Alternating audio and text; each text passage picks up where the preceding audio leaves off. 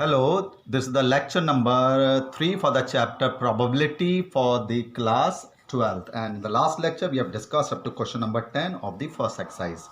Now in question number 11 it is given that there is an event containing the elements 1, 3 and 5. There is an event F which is containing the element 2 and 3, and there is an event G having the elements 2, 3, 4, 5. In the first part, you have to find the probability of E upon F, which is equal to probability of E intersection F upon probability of F. So it means you have to find the probability of E intersection F divided by the probability of F. Now what is E intersection F? E intersection F is common to these two is 3.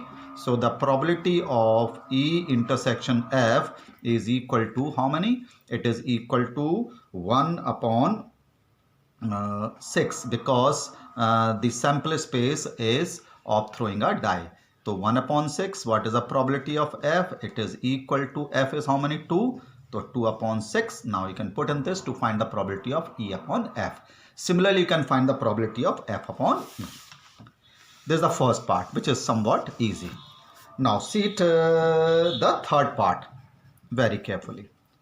Now you have to find the probability of E union F upon probability of G, which is equal to probability of E union F intersection G divided by probability of G. E upon F का formula होता है इन दोनों का intersection की probability divided by the probability of G. तो पहले आप E union F intersection G पता करेंगे. इन दोनों के इंटरसेक्शन का न्यूमरेटर में प्रोबेबिलिटी आती है. तो पहले आप क्या फाइंड करेंगे? E union F. तो E यूनियन F कितना हो गया? 1 2 3 5. अब आप क्या फाइंड करेंगे? E union F intersection G. अब इससे G से कॉमन लेंगे. तो ये रहा G. तो क्या क्या कॉमन आ रहा है? 2 कॉमन आ रहा है, 3 कॉमन आ रहा है और 5 कॉमन आ रहा है. So what is the probability of E union F intersection G? ये हो जाएगा 3 upon 6 and put it in this. Now what is the probability of G? G की प्रोबेबिलिटी कितनी है हमारे पास? 1 2 3 4 अपॉन 6. तो ये वैल्यू आप यहाँ पर रिप्लेस करिए and you will get the probability of E union F upon G. Similarly, the one more part of this same part, we have to find the probability of E intersection F upon G. So it will be, the formula it will be probability of E intersection F intersection G upon probability of G. इन दोनों का intersection numerator में आता है आपका. So you find E intersection F intersection G. तीनों में common find कर लीजिए. इन तीनों में तो क्या कॉमन आ रहा है? नथिंग इज कॉमन, एम्प्टी आ रहा है. देखो 1 3 5 है ही नहीं, यहाँ पर 3 कॉमन है, 3 आ रहा है कॉमन, 3 कॉमन आ रहा है. तो probability of E intersection F intersection G ये 1 है, तो 1 और सैम्पल स्पेस 6 है. एंड प्रोबेबिलिटी ऑफ G यहाँ पर प्रोबेबिलिटी ऑफ G कितना है? 4 upon 6. Now put in this you will get the probability of E intersection F upon probability of G. This is the question number 11 of 13.1 exercise. Now, in question number 12, what it says that assume that each child is equally likely to a boy or a girl. तो sample space क्या होता है? Boy or a girl. If a family have 2 children, तो family have 2 children, the sample space will be both can be boys.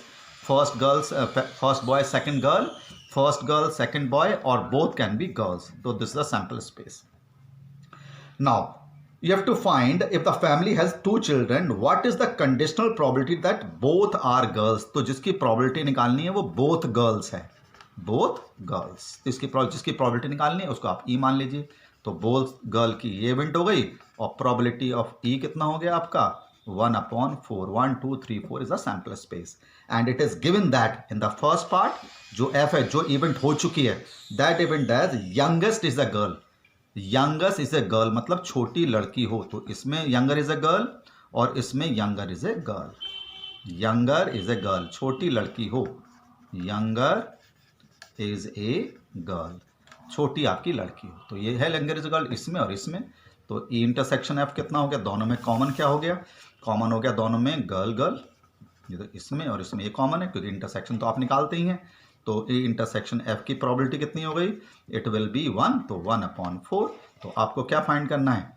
E/F, जो answer होता है probability of E intersection F upon probability of F। तो intersection की probability 1/4, probability of F कितना था? कितने event है? 2, तो 2/4, 2/4, तो it is coming out to be 1/2। तो इस क्वेश्चन नंबर 12 में जो प्रोबेबिलिटी फाइंड करनी है in both the cases, you have to find the probability of both girls. F is changing. In the first part, it is given that the younger is a girl. तो F will be boy girl, girl girl, छोटी लड़की हो। अब इसी question के second part में जो F है, it is given that, what is given that at least one is a girl. जो F है आपका, at least one is a girl, कम से कम एक लड़की हो। तो ये वाली इवेंट हो गई, ये वाली इवेंट हो गई और ये वाली इवेंट हो गई। At least one is a girl. F change हो रहा है दोनों में, जो इवेंट हो चुकी है। तो ई इंटरसेक्शन एफ कितना हुआ दोनों में कॉमन में? तो कॉमन तो अभी भी वही गर्ल गर्ल कॉमन आ रहा है। तो probability of E intersection F तो वही आपका एक इवेंट है, सैंपल स्पेस 4 है, 1/4। Probability of E upon F पता करना है। प्रोबेबिलिटी ऑफ एफ कितना हो गया? 1 2 3, 3/4। और आपको probability of E upon F तो निकालना ही है। That is the probability of E intersection F upon probability of F. तो intersection कितना था? 1/4। probability of F कितना है? 3/4। तो ये आ गया 1/3। This is equal to 1/3. So this is how you have to do this question number 13. Concept वही है, to find to whose probability you have to find, you let it equal to E and that is already had happened. जो event हो चुकी है उसको आप F मानिए। तो E/F सब में निकालना है आपको। Question number 12 it is. Now in question number 13, see it very carefully. An instructor has a question bank. एक क्वेश्चन बैंक है हमारे पास consisting of 300 हमारे पास easy true false क्वेश्चन है। easy ट्रू फॉल्स क्वेश्चंस हैं, ठीक है। And 200 we have difficult true false questions हैं। 500 हमारे पास easy and multiple choice question है। एंड 400 हमारे पास डिफिकल्ट MCQs है। ये हमारे पास नंबर है। तो टोटल कितना हो गया सैंपल स्पेस? इसको ऐड कर लो। 1400 आपका सैंपल स्पेस हो गया। 1400 आपका सैंपल स्पेस हो गया। Now what you have to find if the question is selected at a random. एक क्वेश्चन हमने इसमें रैंडम सेलेक्ट करा from the question bank. What is the probability that it will be a easy question? तो E क्या है? Easy question की आपको probability निकालनी है। ई हमने इजी मान लिया, ठीक है। ई जिसकी प्रोबेबिलिटी निकालनी है वो इजी है। तो what is the probability of easy? Easy की प्रोबेबिलिटी कितनी होगी? How many they are easy? 300 easy true false हैं, 500 इजी आपके पास MCQ है। तो इजी क्वेश्चन होने की प्रोबेबिलिटी 800/1400 आ गई, ठीक है। इसकी प्रोबेबिलिटी आपको निकालनी है। कौन सी इवेंट इसमें हो चुकी है? Which event has been already happened. You have to find the probability that it is an easy question given that it is a MCQ। ये हमें पता है कि जो इवेंट क्या है वो MCQ है। तो प्रोबेबिलिटी ऑफ MCQ कितना हो गया? MCQ कितने? ये हैं 2, तो 900 आपके MCQ हैं 14 में से।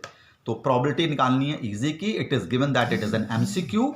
तो ई इंटरसेक्शन F हमें पता करना है, मतलब इजी भी हो और MCQ भी हो। तो इजी MCQ कौन से? ये वाले हैं। तो 500 हो गया।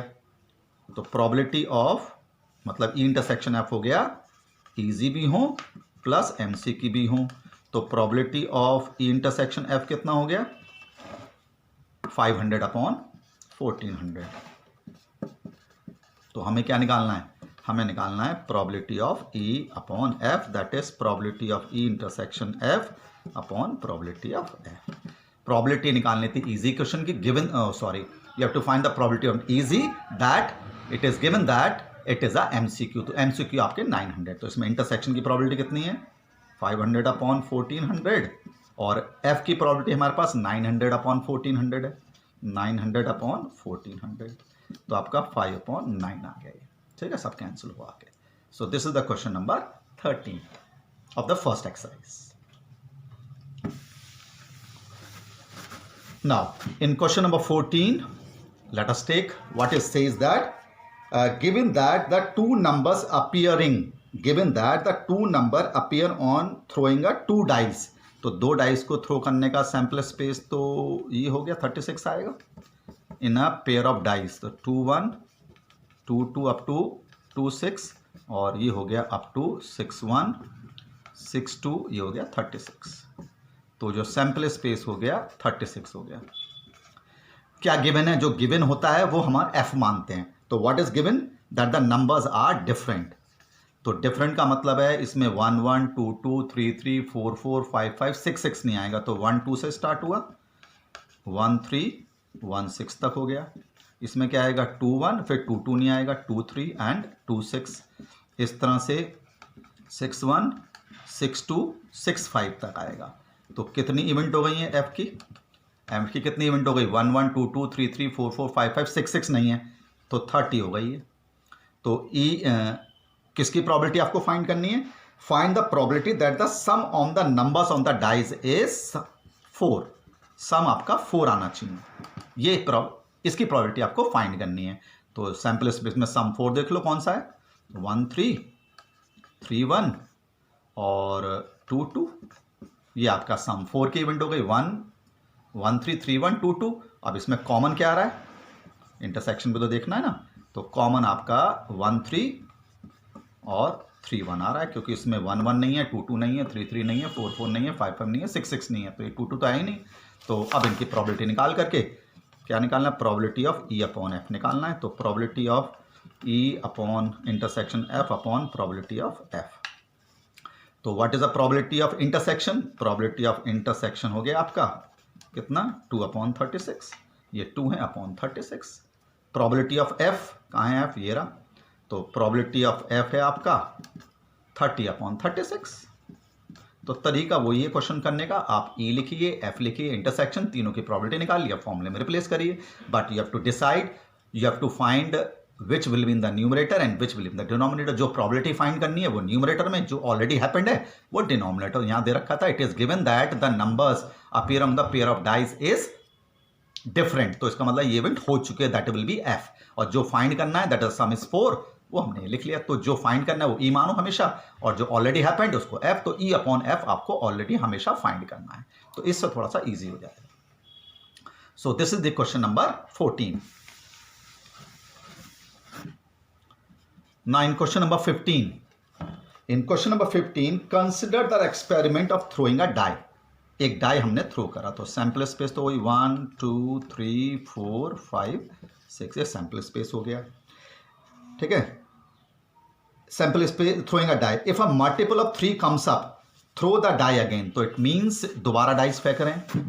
तो क्वेश्चन नंबर 15 में सैंपल स्पेस ध्यान से देखिए, एक डाई हमें थ्रो करा है, फिर मल्टीपल ऑफ 3 कम्स अप, मतलब 3 और 6 आने पर दोबारा एक डाई थ्रो करते हैं। तो क्या आ सकता है? 3 1 आ सकता है, 3 2 आ सकता है एंड 3 6 तक। सैंपल स्पेस प्रॉपर बनाना पड़ेगा, 6 1 6 2 अप टू 6 6। तो मल्टीपल ऑफ 3 आने पर आपको एक डाइस दोबारा फेंक रहे हैं।